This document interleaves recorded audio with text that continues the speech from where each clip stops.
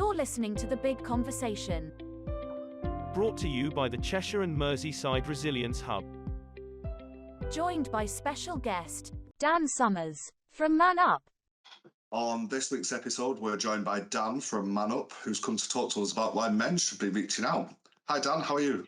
I'm not too bad, mate. Full of bogies and dying of man flu, but other than that, I'm all happy days. And I left my red ring at home, so hopefully my wife's not going to be watching this.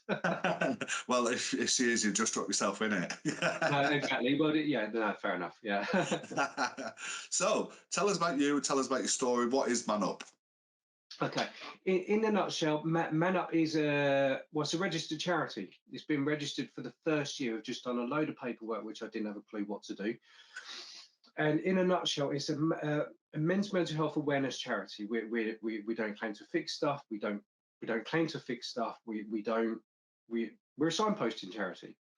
Okay. And our attitude is bring back the term man up. And I know if people are watching this, especially if they work for the NHS, they'll be like, you shouldn't be using the term man up.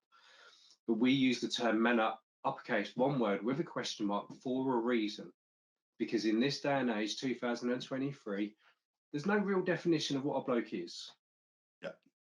And we're literally just trying to bring back the true meaning of man up, which is in the Oxford Dictionary. I'm very passionate about this, is to be brave enough to, the true man up. So I'm dying here, so I do apologise. The true meaning of man up in the Oxford Dictionary, legit source, is to be brave enough to deal with an unpleasant or an awkward situation.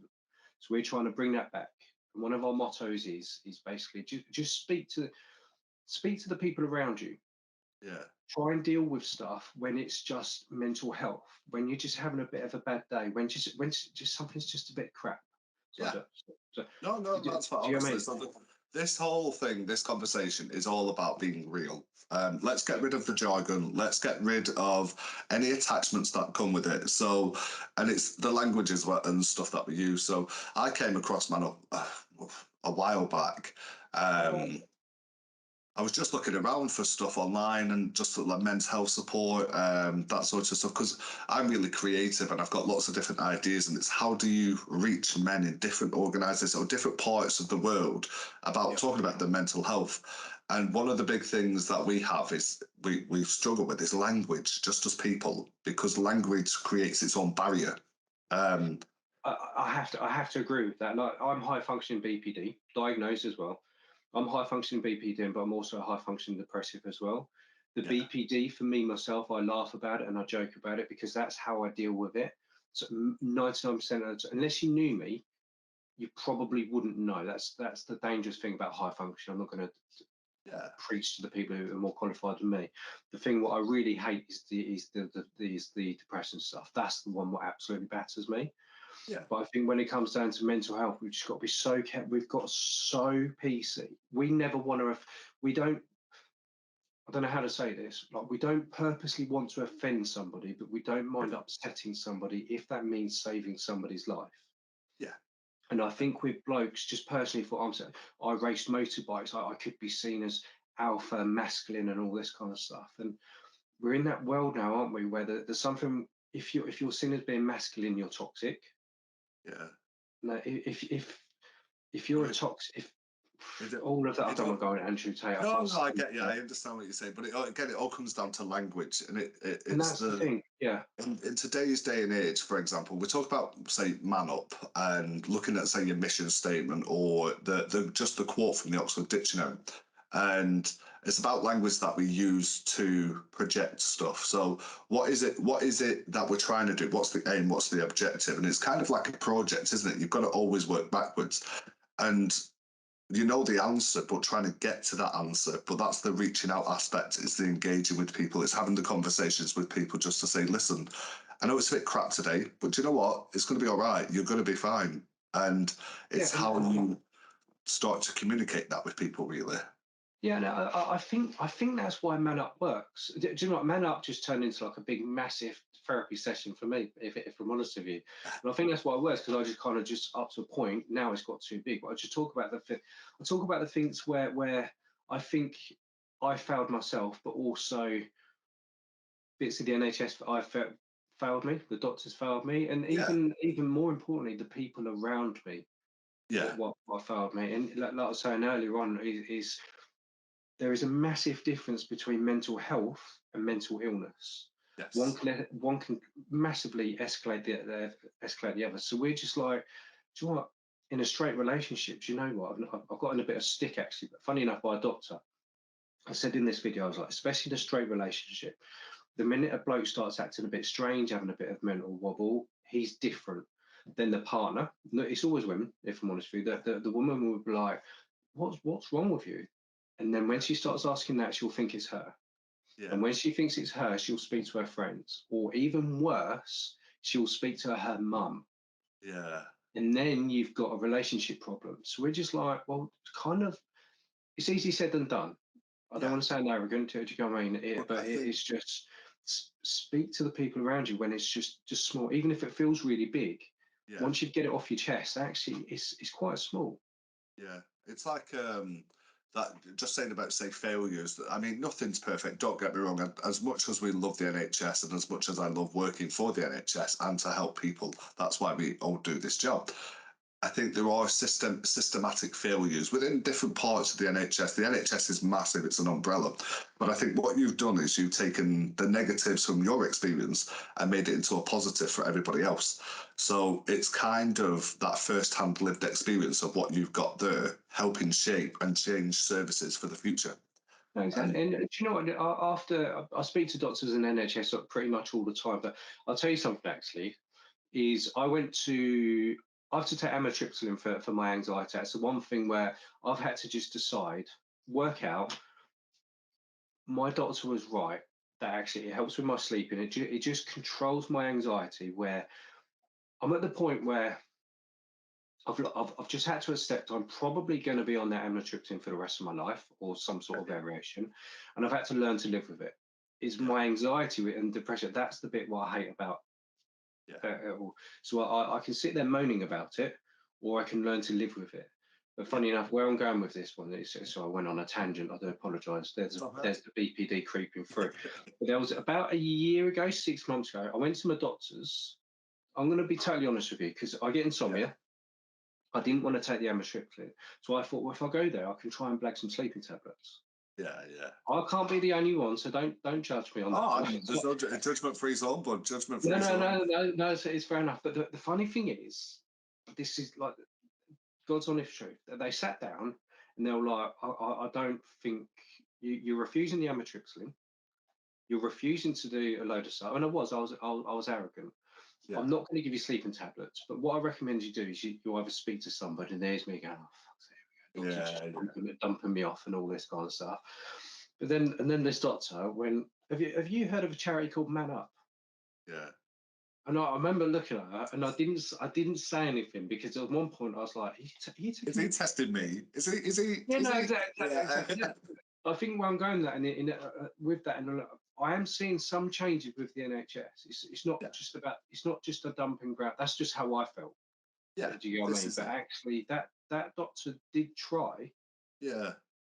I think there's so much as well, isn't there? Because in terms of, say, if we talk about the past decade in terms of mental health or mental health support or anything to do with just general mental well-being in general, it's kind of what I've found from my previous experiences is just it's just on the surface. You're not touching below. You're not getting to that point. And bit by bit, and then the pandemic happened, and then it was the whole, with the pandemic became the whole mental stimulus side of stuff, the people not speaking to people stuff. And then I think it set us back a few years, but I think we're making great pace in terms of services. Like this service, for example, we work for all NHS staff, all social care staff, and all emergency services. Now, each sector is completely different. The NHS is highly staffed with women, whereas the police service is highly staffed with men. So it's kind of, we offer it's the same offer across the board, but it's utilising that language and having that real conversation aspect with people, saying, do you know what, it's fine. It's a bad day. We'll get over it. Well, and there's lots of stuff that comes from that, because it could be, do you want to go for a beer and talk about it? and that's actively doing something, as in making your own mind. And but it's like steering away, say, from medication. We look at things like medication and stats on usage of all of this over the years. It's trying to move from that into a more preventative aspect, and this is what I see MANUP as it's kind of like a preventative measure. Like, look at all the resources you've got available. Look at all the conversations you've had with people, and just one thing, someone might resonate with you.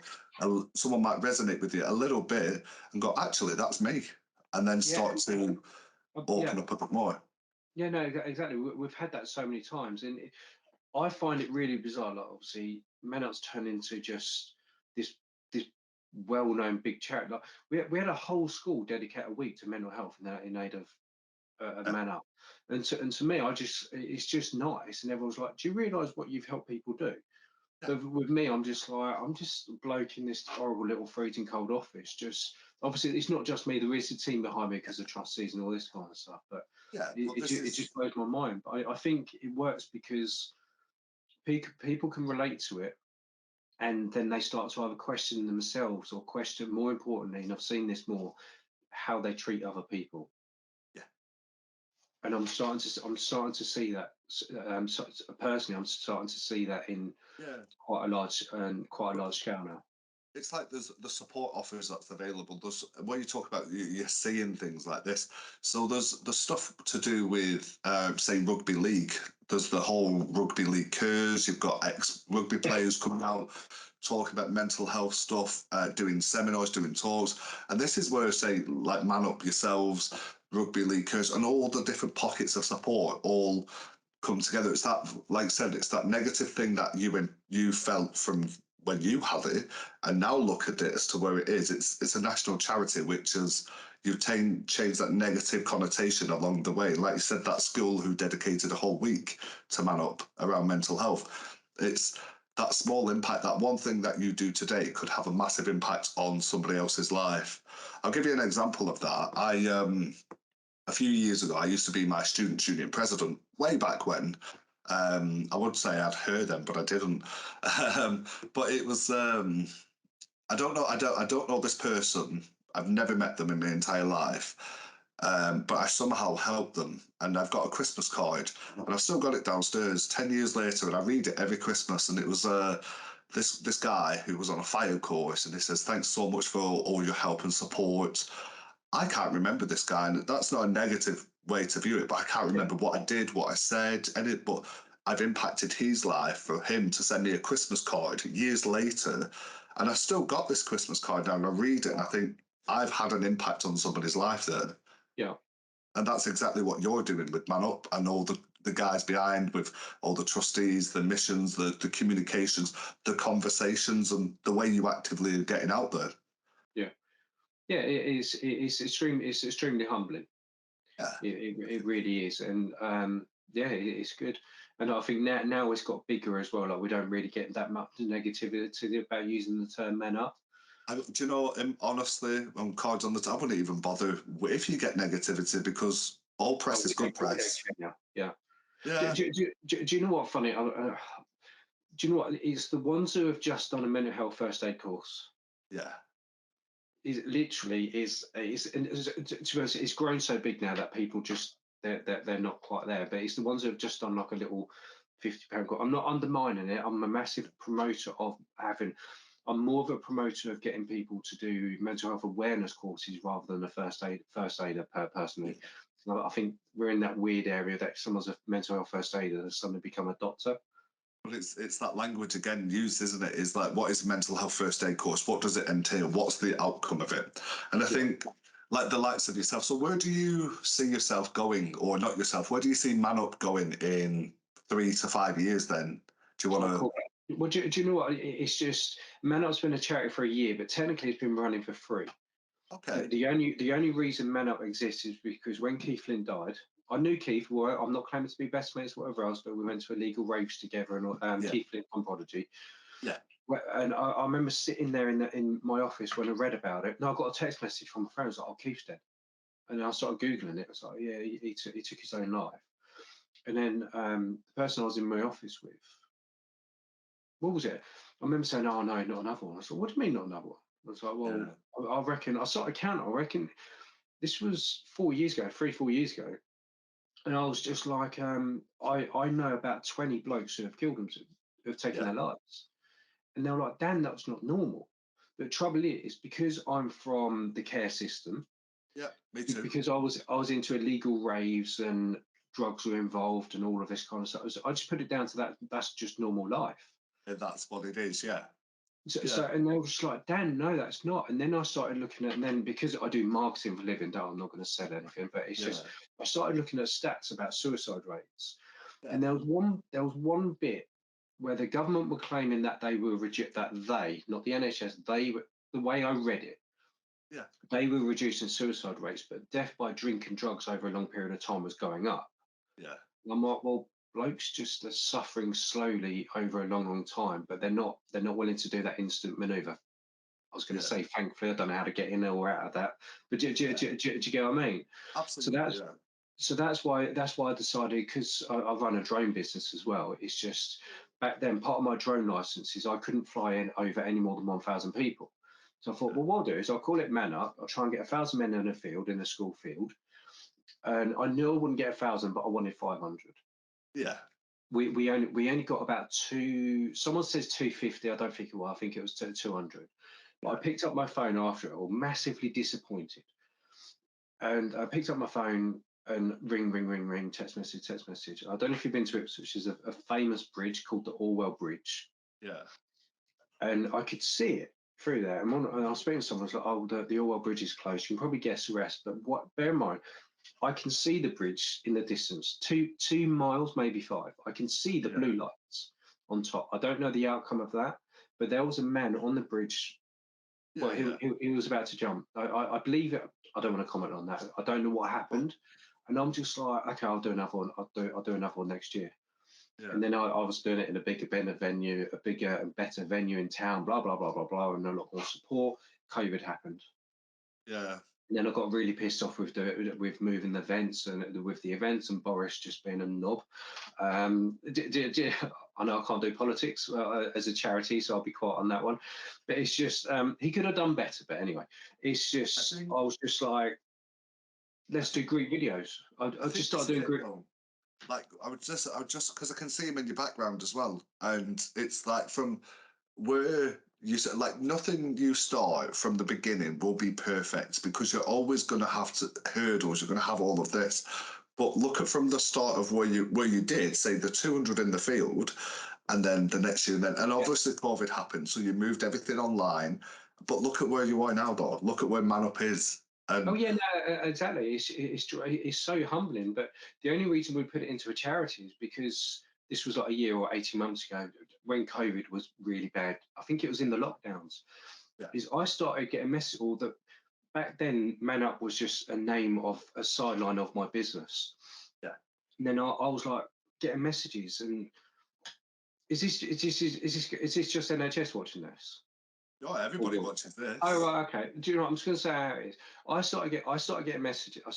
I started getting messages, and in a weird way, it's the ones who are saying, "I just want to kill myself." Actually, you can kind of, up to a point, talk them out of it. Yeah, But it's the ones who weren't saying that, and just the stuff of like, I'm so alone, and it was yeah, it was just something on there. Maybe because of my own conditions as well, I just read between the lines. yeah, for And I sure. think, Yeah, but it got to like call 4 or 5, and I'm like, I need to ring the police. yeah, And I'm reading the messages here, and they're like good. They're like good call yeah. on that. I think this is it. I think with what you do, there's so much support around for men, for example. Like there's the whole men's shed things where these are usually tailored to older men around mental health, but then you've got stuff like yourselves in terms of like Man Up. Um, and it's that one thing where, for example, I do a lot of social media, so I see a lot of people who like specific things or look at the content type of stuff, and you start to see a regular pattern with regular people who have a look at this sort of stuff. And in the back of my mind, I'm sat there going, something's not right here. This Yeah, person has done this, they've had a look at, and I'm sat there going, but it's that reaching out aspect to them and saying, hey, hope you're well, just checking in. And like yesterday was Time to Talk Day. Now, I love Time to Talk Day, it's great, but why a day? Why not all the time? And Don't get me started. it's also that also double asking as well. I was driving to the dentist, so I live way up north, as you probably tell by my accent. Yeah. I was driving to the dentist, and I was on a dual carriageway, and I saw a guy, and he was just stood on a bridge, just looking out. And I thought, I got that feeling. I thought something's not right here. So, come off at the next junction, pulled up at a B&M car park. Casually, it was the most awkward walk though, because I had to walk up a ramp to walk up a ramp to walk. So I was like, I didn't want to run because I didn't want to freak people out. So I was like, just casually walked. And this guy was there, pulled up next to him. I was like, how are you, bud? Yeah, good. Started having a general chat, and he was like, do I know you? I was like, no. It's just, you just stood on a bridge, so I thought I'd come and talk to you. Yeah. And he was like, oh no, I'm not gonna. I was like, that's fine. I was like, I'm just. I said, are you all right? He was like, yeah. I said, are you really all right though? And he was like, I feel a bit crap, but yeah, I'm all right. I'm not gonna do anything like that. I was just taking some fresh air. So I was like, okay, nobody's. Left it at that, went back to my car, and I sat there, well, moved my car out the way so it looked like I'd gone. Sat there, and he just walked off, and I thought, cool. And I was like, that wasn't, in my mind, I was like, what do I do in this situation? But that was something, that was a positive aspect of approaching someone and just having that conversation who could have thought something like that. And it was kind of like a sigh of relief, because in my mind, it's kind of like, how do you approach that? But actually, let's get rid of the barriers. Let's just have a conversation. A random guy, how are you, mate? You're good, yeah? And it's that double asking as well. So it's... I'd agree with you. And I think sometimes like terminology, I've said this before in videos as well, like the chair trustee, Steve, he thinks he's the boss, but but he is the chair trustee. Like, he knows me probably better than all the other trustees. But if he knows I'm starting to have a bit of a, especially when the depression and anxiety plays up a little bit, amitriptyline controls that a bit, but whatever. Yeah. But when he starts stressing out, he's like, "Damn, you're being a prick." Be real. It's just a little bit on that. Obviously, if someone else said that, I'd be like, fuck you, man. But because he knows me, he knows my terminology. Yeah. But even like my wife, she's just like, right, okay, your stress and anxiety is building up and up and up and up. Here he says, preach and speak to somebody and all sorts. And she's like, why don't you go to Pete Dish? Why don't you go camping for a couple of days? Yeah. Basically, you're doing me head in. Get out. Get out. Because she knows it'll do me good. But then that's the thing, it's a trigger point at the same time for other people. Like Steve, for example, you said knows the way you work, the way better than all the other trustees. Your wife, she knows, get out, just go camping, just get out in the woods, do some that's yeah. And I think it's that mentality where it's just being real. So like I get snappy when I'm stressed. Like if the world doesn't beat to my drum, I'm just like, no. And you start to get in that tunnel vision, that 2020, that tunnel vision, you start thinking like that, and you don't see the bigger picture. And it takes that one person just to be real with you and say, you're being a start, and you're like, oh, actually, yeah, I am. My boss did it the other week with me, and she turned around and she went, your acid tongue is on fire today. And anybody else had said that to me at that point, I'd have been like, you what? But actually, it was because I was stressed, and I was like, oh, actually, I need to reframe the way I'm thinking. Yeah. And it's just having a real conversation with people and being real, like down the pub, or you've taken the kids to the swimming baths, and you can see stress in someone's face. It's just like, oh, how are you? And it's easier said than done, because it's like we're saying, preaching to the converted, but how do you actively have a conversation about your mental health or your mental well-being state? Like, actually, so are we preaching to converted? Because if I'm honest with you, MANUP has burnt me out twice. I now have therapy because of MANUP. Yeah, I think it's just because obviously I do see and hear a lot of stories, and I do struggle with that sometimes. And the therapy is working very, very well with that. But I know a lot of mental health awareness campaigners, charity leaders, doctors, and I'm quite blessed when it comes down to that now. All of them have been burnt out. Yeah. We were all like preach. And do you know what? I feel for you NHS guys, especially the front line, because I don't know, is it on the back of their minds that they feel like they should know better?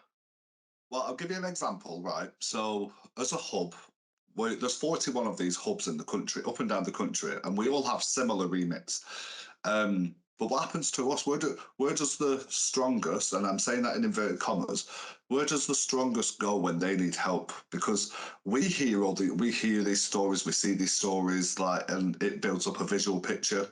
You can't just cut off emotion completely because you'll be a robot. So we have a 360 with other hubs.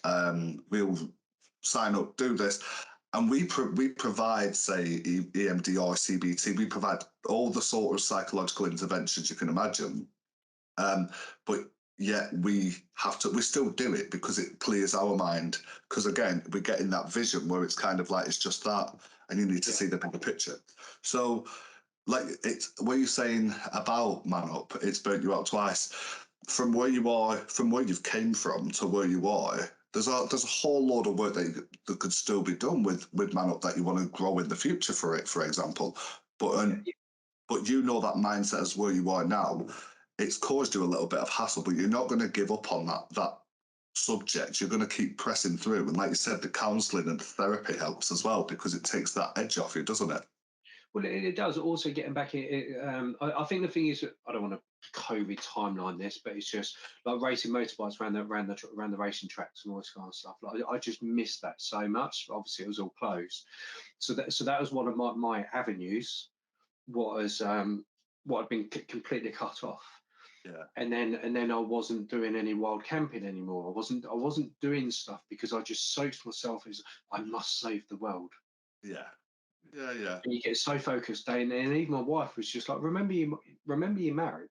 Yeah. And that was quite hard hitting. But I think sometimes when you care about others, you can care too much. You can care for others more than you do yourself. And I think the people who work for the NHS, except the receptionists and doctors, they're a breed of their own.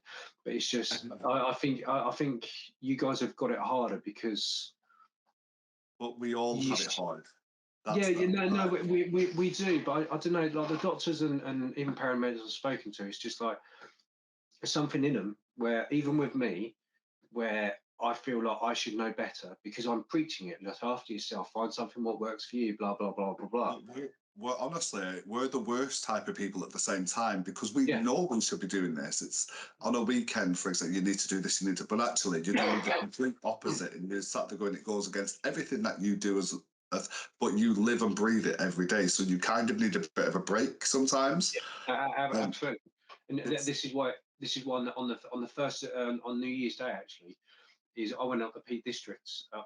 Peak District. I lived on a mountain for 5 days in a tent, -8. And you know what? It was absolutely incredible because I just decided, because I'm self-employed, January's always chasing invoices. It's the same stuff, and it's been like that for the last like 14, 15 years, and it's like ruined my year up to a point. So I'm like, do you know what? Sod 'em all. I'm going camping for a week. And it was like, remember like the old days where you had to hunt for the signal of your mobile phone? Yeah. It was literally like that. And do you know what? I'll be careful what I say because I don't want the trustees thing, but it's just before it, I nearly cancelled it. I was like, the charity's going to fall over, my business is going to go under. My anxiety was like this. Do you know what, mate? I had 2 people emailed me and I said, I'm away for the moment when I had signal. I'm away for the moment, I'll speak to you on Monday. Okay, then. The charity pretty much like up to a point ran itself. Things will I wasn't happen. important. This is the thing, and it's not degrading you of any sort of stuff, but just as much as you think you're important or you need this or you're the fix it, I'm the same. And I'm like, I need to get this done. I'll stay late and I'll fix this. And all them hours that I stay late, I don't get back because I haven't got the capacity to take going forward. And my boss said to me, she was like, do you know what? The job will always be bigger than you. It will always, no matter what you do, the job will always be bigger. And it's the same with everyday life. Everyday life is going to be bigger than you. So do what you can. If you on a weekend, if you're just vegging out on the sofa and that's as much as you've got in you, cool, veg out on the sofa. If you want to go up a mountain, camp there for 5 days, crack on. Do what makes you happy. Do what you want to. Don't be sat. There's no life book saying you by this age you need that, and by this age you need that. It's an aspect for you to understand what makes you tick. No, exactly that. And we're massive. Like, we've had boxers, we've had motorbike racers, we've had snipers. We've had a sniper before, like, and we've had people. So we've had all of like the alpha kind of bloke, the more masculine thing. Like, we've had people who started knitting to help with their mental health, Do you know and what? like doodling and stuff like that. And Yeah, do you know what?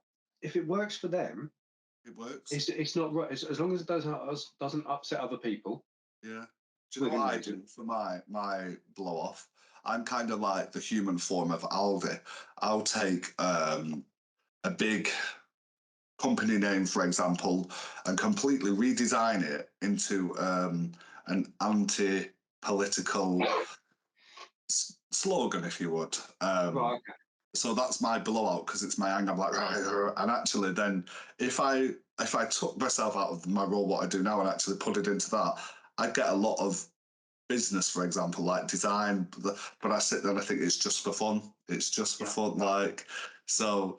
And that everybody has their own vice, like you said, knitting. I used to run a community shop type thing, and we had a knitting nanas group, and they got me knitting, and I bet that was fun, wasn't it? do you know what it was like being real life Coronation Street. Sat there, you've got Doris and whoever going, and then you've got someone, and I'm sat there. I'm dyslexic and dyspraxic, so using my hands, I'm like, eh? And I made this thing. It had the biggest holes in, but I was so proud. It was about that big, and I was like, look at that. I was like, yes.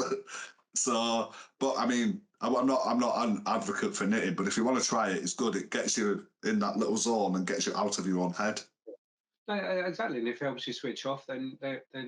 just do it, isn't it? Really. But all of that is fine as saying that, but that will only work if someone's willing to go. Do you know what? Let's give it a go. Yeah. And I think this is what you guys are doing. It's that extra nudge, isn't it? Just having that conversation with someone and then someone saying, oh, I actually quite fancy painting or do it. Cool, go do it. Like, and it's that mentality of not pushing people, but practically encouraging people to do what they need to do to get themselves right. Yeah, no, exactly that. And I think that's the other thing with mental health. The minute we start going, oh, that person, I think they're going a bit mad, or something like that. They're acting a bit weird. I think we jump straight to the term mental health, mental illness. Yeah. Actually, just speak to them like a person. Just let them blow off a little bit, blow off a little. We're just walking kettles. Yeah, we all. I'm not even just men. Everybody's a walking kettle. No, exactly that. So. Dan, we're coming to the end of this podcast, and I do know I'd love to talk more and more and more about this because there's so many great insights that I'm finding out about you along the way. What would you say to people to men specifically listening within the forces, the front line, that sort of stuff, who are struggling? What would you say to them? I'd say if you can't work out why, speak to somebody. Yeah, I know that sounds like such a cop out, and from I've spoken to easily 200 blokes via MANUP now. There's videos all over the internet for it. I need to tidy it up a little bit more. And you know, all of them have pretty much said the same thing. And I've started clocking onto this is when I'm like, okay, how did you talk about your mental health? Well, I admitted it. yeah, I admitted it to my wife. I admitted it to my husband. I had to go to the doctors and admit that I was failing. Bollocks. So you're not admitting anything at all. You just got yourself in a bit of a pickle and you need a bit of a help. And I'm just going to backtrack to that. The true meaning of man up is to be brave enough to deal with an unpleasant or an awkward situation. And you know what? In modern day society, even like there's nothing stronger than more a bloke saying something's not right. Yeah. Absolutely. There is nothing stronger than that. You know, we're supposed to be leaders, blah blah blah blah blah. So actually, everybody's different, aren't they? Everybody's different. No, exactly. And you know what? And do you know, I've only been more vocal about it because of MANUP. Yeah, like, I think that's when I said off air, like MANUP's just like a giant therapy session for me. It's worked wonders for me. Yeah. But I'm so open with I've got two boys now. Yeah, I've got 14. Oh no, he is 14. I forgot a typical bloke in it. It's 14 and 11. And you know what? I can't be going around preaching, do this, do that, if I'm not being more open myself. And it Yeah. doesn't need to be warts and all a long chat about from when I was 5 all the way up to however old you are. Yeah. Just let off a bit of steam. That's it. Perfect. Honestly, and do you know, like I said, I could talk to you about this. I'll touch base with you and I'll keep you updated because, like, your website and your videos and everything, your events that you've got are really great. And it's not just local; it's also national stuff as well. So, I just want to congratulate you on getting to where you are, though, because from, like I said, the negative experience to a positive, you turn that round and look at how many other people, not only you, but everybody else, like Steve, the trustees, everybody else behind the team, how many people you've helped along the way, not only just people, but organisations as well, by just having a real conversation. It's extremely humbling, mate. It really is. It's just something in my head where I just can't accept it. Yeah, there you go. That's what it is. I'm exactly like you. Someone gives me praise, I'm like, oh no. Someone like, oh, it's that mentality. Brill, Yeah. Dan, you've been an absolute gem of a co-host. Thanks so much. Thank you. What I'll do is I'll share all your information on the podcast so people can get in touch with MANUP if they need to, and also ask any questions if they also need to.